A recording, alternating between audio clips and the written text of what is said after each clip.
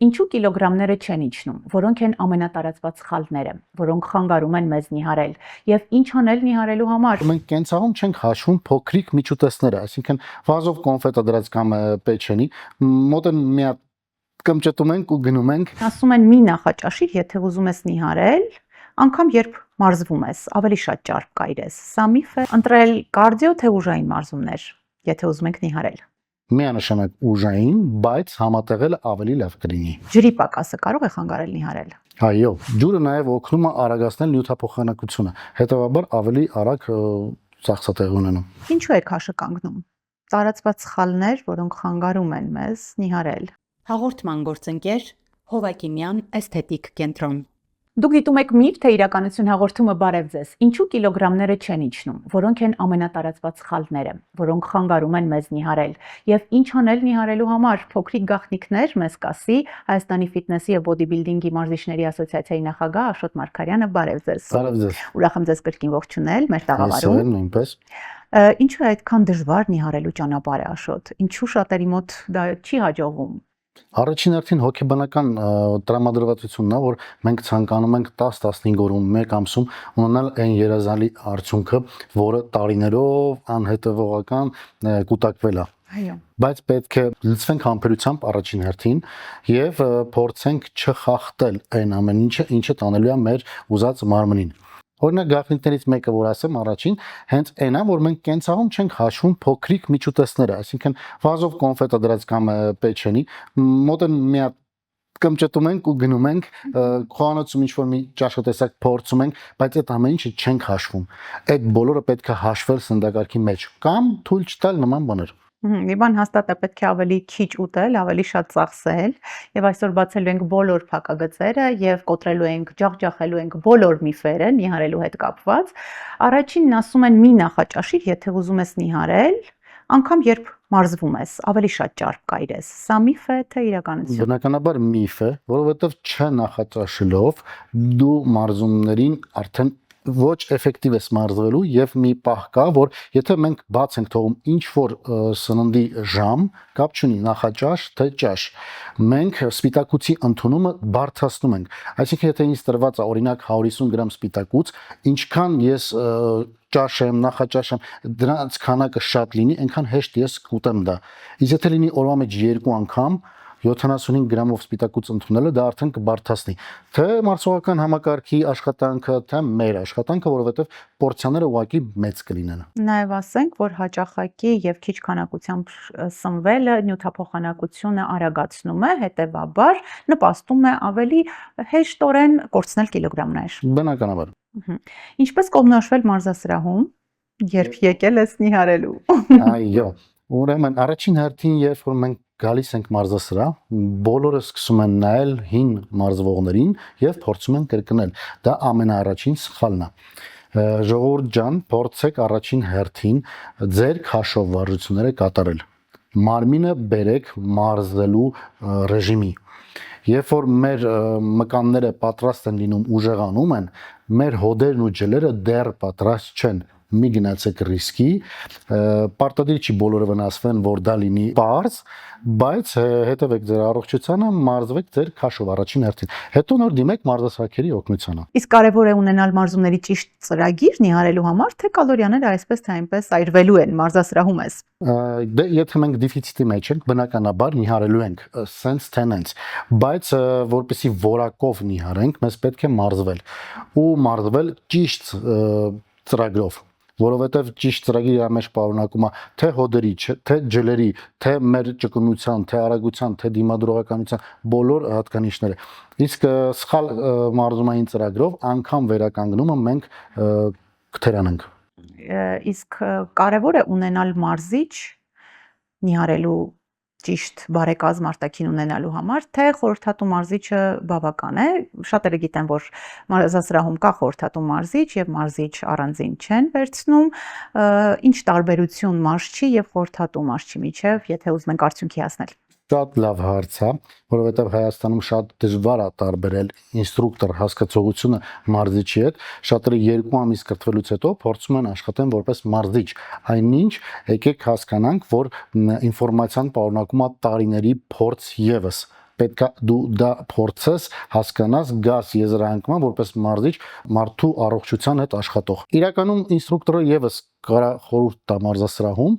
բայց այն ամեն ինչը կապված է առողջության հետ, սննդի հետ, ավելի խորը գիտելիք է պահանջում, դա մարզիչի աշխատանքն է։ Ինստրուկտորը ձեզ ուղղակի օգնելու է, որպեսզի դուք վարժությունները կատարեք,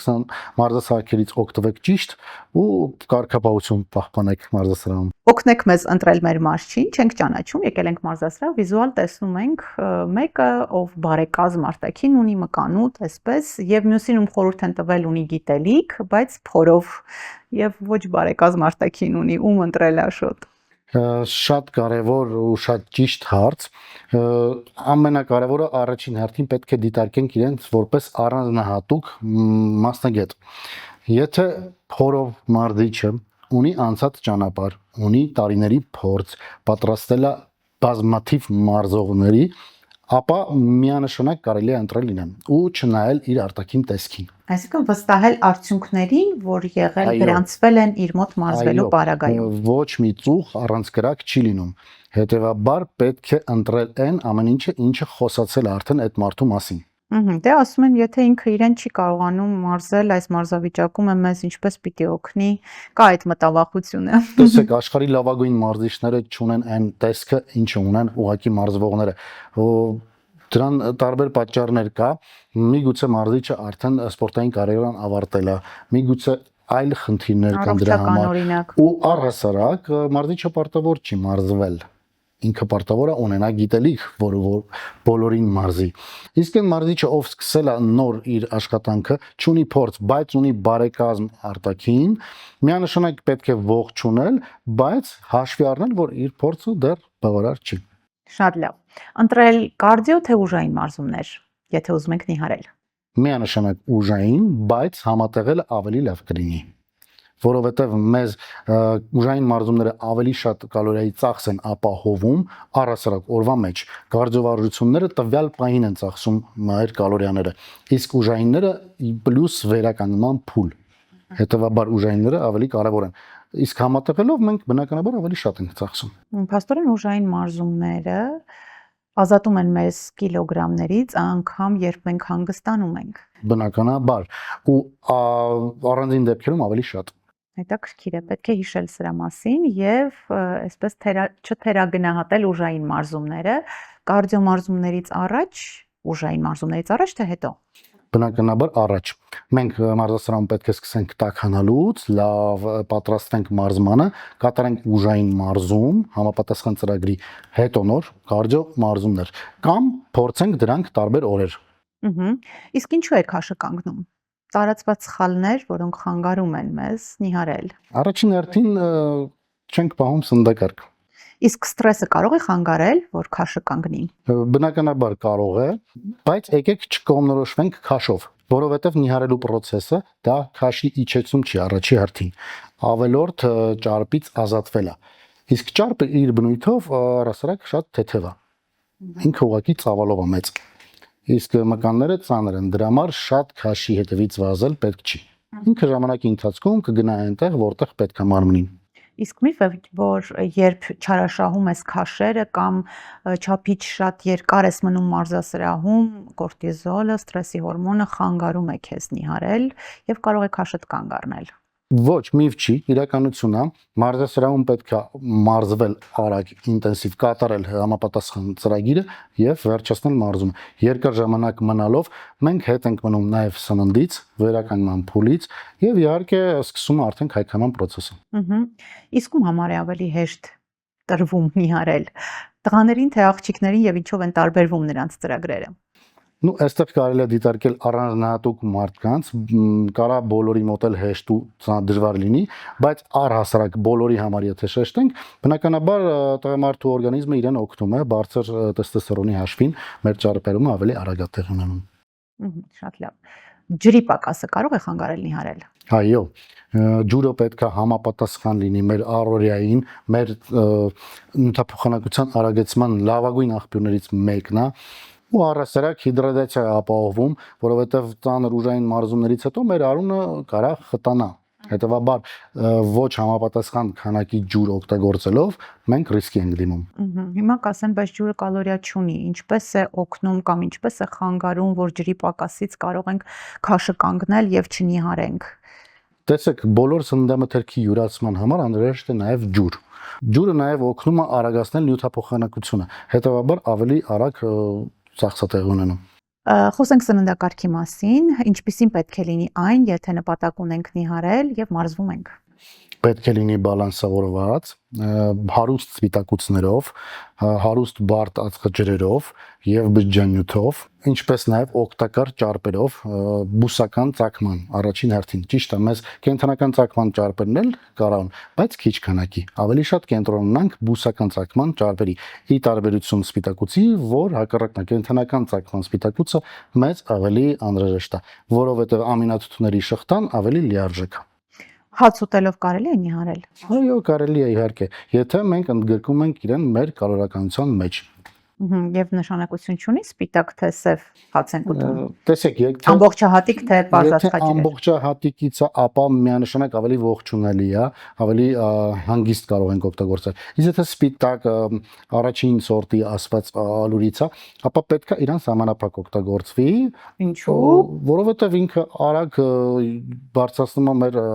ինսուլինի մակարդակը։ Իսկ դա ոչ ցանկալի process է օրգանիզմի համար։ Բայց ասենք, որ կալորիականությամբ նույնն են։ Բարձրացած։ Բնականաբար, իրենք կալորականությամբ նույնն են, մի փոքր են տարբերվում, այդքան նշանակություն չունի։ Աշոտ, իսկ քաղցրից պետք է հրաժարվել, երբ նպատակ ունենք նիհարել։ Գիտենք, պարզ ածխաջուր է, բարձր կալորիականությամբ սնունդ։ Էլի պիտի կալորիաները հաշվենք։ Դուք ինչ եք խորհուրդ տալիս ձեր մարզվողներին։ Առհասարակ, եթե մենք նիհարելու process-ի մեջ ենք, կալորիաները պարտադիր է հաշվել, որովհետև մենք երբեք առանց հաշվել չենք իմանա ինչքան մութ եղավ, ինչքան ելք եղավ, իսկ քաղցրից հրաժարվել պետք չի, ուղղակի պետք է սահմանափակել, փոքր քանակի օգտագործել նորմալ է։ Իսկ ճիշտ է, որ մարզվողի սննդակարգում քաղցրը պետք է լինի։ Ոչ թե պետք է, այլ ցանկալի է, եթե ինքը սիրողական մակարդակում է, որովհետև սովորության համաձայն, եթե լրիվ արգել ենք, որոշակի օրեր, շաբաթներ, ամիսներ հետո մեկը ինքը դիմելու է քաղցրին ու ուտելու ավելի շատ, քան անհրաժեշտ է, ավելի վնաս է լինելու։ Կաթնամթերքը օգնում թե խանգարում է նիհարել։ Չի խանգարում, օգնում է, ինքը կալցիով հարուստ է, սպիտակուցով հարուստ է, օրինակ կատնաշորը մեզ շատ օգնում է գիշերային քունի ժամանակ, մենք ծախսում ենք շատ, հետևաբար ինքը մեզ ապահովում է ամինաթթուներով, իսկ դա շատ կարևոր է մարզումների համար ժամանակ։ Իսկ բարձր ճարպերը, բարձր յուղայնությամբ կատնամթերքը կարող է խանգարել։ Բարձր յուղայնությամբ ցանկալի չի, բայց էլի պետքա որոշակի քանակով կարելի է օգտագործել։ Լրիվ զտված կատնամթերքը իմ մոտ կասկածի առիթ է տալիս, դրա համար պետքա օգտագործել որոշակի։ Օրինակ կատնաշորը մինչև 4%-անոց նորմալ է։ Յոգուրտն էլ իրականում յոգուրտն էլ։ Ես խոսում եմ, եթե յոգուրտ, ապա յոգուրտ։ Այն ֆիրմեն, ով յոգուրտ չի արտադրում կամ վատ բան է մեջ լցում, մենք դրա մասին չենք խոսում։ Գոստով ապահովված մթերքների մասին ենք խոսում։ Իսկ աղիների միկրոֆլորայի համար այո, բնականաբար կեֆիր, մածուն կարելի է օգտագործել, իրանք բարելավում են, հետևաբար դեմ չեմ։ Հարցնում են օրը մեկ անգամ եմ ուտում, էլի չի ստացվում նիհարել։ Որն է խնդիրը։ Պետք է հաշվի առնենք այն բոլոր փոքրիկ ուտելիքները, որոնք ուտում ենք օրվա մեջ ու չենք հաշվում, օրինակ կերել եմ կես բանան առավոտը կամ մի հատ փոքր կոնֆետ կամ մի հատ յոգուրտ եմ կերել, այսօր ոչինչ բան չեմ կերել, երեկոյան նստում ու սկսում եմ ուտել ավելի շատ քանակի։ Ժողովուրդը սովորաբար հաշվում է մենակ նստել ուտելը, մնացածը բաց է թողում։ Սա կարող է լինել պատճառը, իսկ նյութափոխանակությունը չի դանդաղում, երբ մենք օրվա մեջ ընդամենը մեկ անգամ ենք ուտում։ Նյութափոխանակությունն էլ է դանդաղում, տուժում է, օրգանիզմը սկսում է պահեստավորել, զգուշորեն օգտագործել էներգիաները, բայց եթե իրականում քիչ ենք ուտում, քան ծախսում ենք, ապա չնիհարել չկա։ Աշոտ, մենք գիտենք, որ նիհարելու 3 կարևոր գործոնները, դրանք սննդակարգն է բալանսավորված, մարզումները, ֆիզիկական ակտիվությունը, այստեղ հիշում ենք քիչ ուտում ենք, շատ ծախսում, եւ երրորդ կարևոր գործոնը դա քունն է, եւ քնի պակասը կարող է բերել ավելորդ քաշի, անքնությունը կարող է խանգարել նիհարել, ասենք ինչու եւ որ ժամին պետք է պարկել քնելու եւ որքան պետք է քնել։ Ցանկալի է 7-ից 8 ժամ քնել, պարկել քնել 10-ից 11-ից սկսած արդեն պատրաստվել եւ քնել, որպեսզի 1-ից սկսած մենք խորը քնի մեջ լինենք, մեր աճի հորմոնի պիկերը բաց չթողնենք։